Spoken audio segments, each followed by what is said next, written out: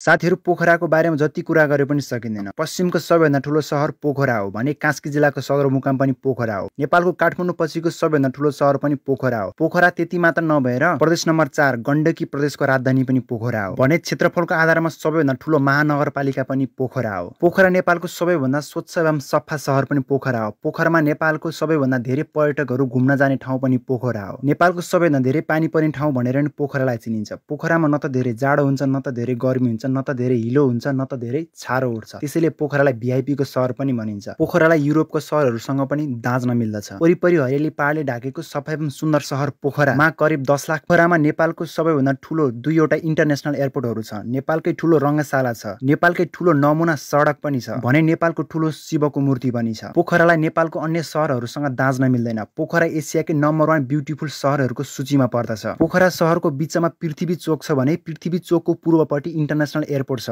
भने पश्चिमतिर फेवाताल छ। उत्तरतिर माछापुच्छ्रे हिमाल अन्नपूर्ण हिमाल पर्दछ भने दक्षिणतिर बुटोल भैरवा पर्दछ। यी त भए पोखराका मुख्य विशेषताहरू। अब